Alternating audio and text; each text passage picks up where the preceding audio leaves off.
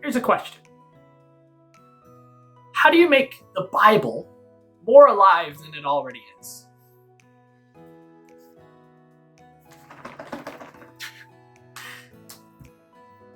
Well, the thing is, you can't, because the Bible is a living word. So, what am I even talking about here? Well, in case you don't know, I'm Josh Starr from Inverclyde Meets for Christ.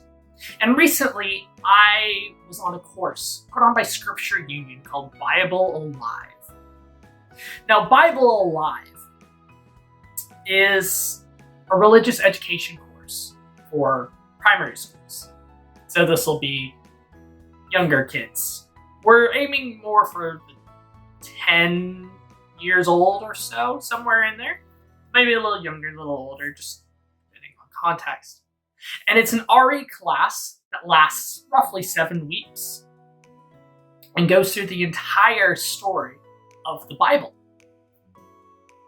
Now, reading passages, or reading all of this, to a room full of 10-year-olds may not exactly capture their attention very well. A lot of kids already have such a problem with focus in general that simply just reading is not going to cut it. So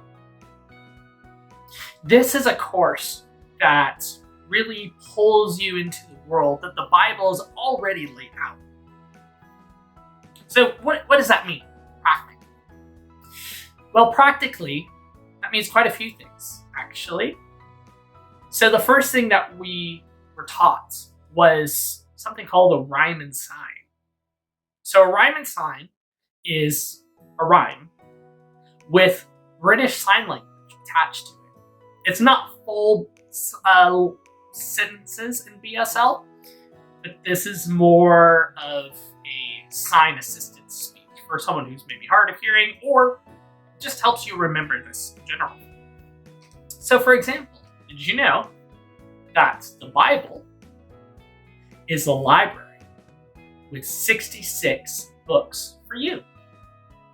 39 in the Old Testament, 27 in the New.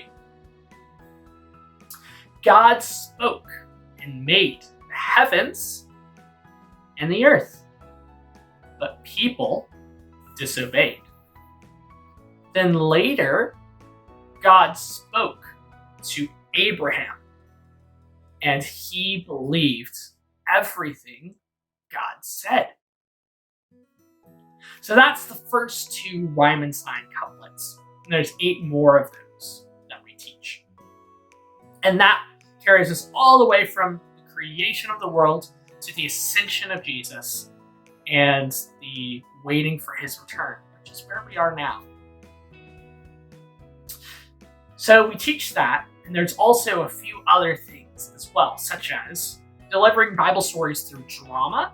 Sometimes we'll dress everyone up, and that person will be Saul, and that person will be David, or whoever. And we act out the story with props, costumes, and other fun stuff like that.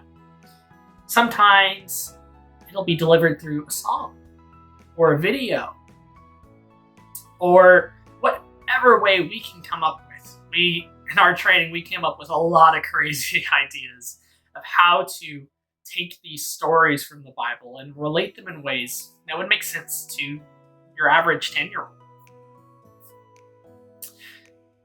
So I'm really excited to get to use this course going into next year, if schools will have me. And that's something you can be praying about, is that as I and others approach schools with this material, that they would say, yes, please come in and teach it. You see, by law, Scottish schools are supposed to teach religious education, and 50% of that religious education is supposed to be Christianity. I don't know if they're actually doing that. I don't know.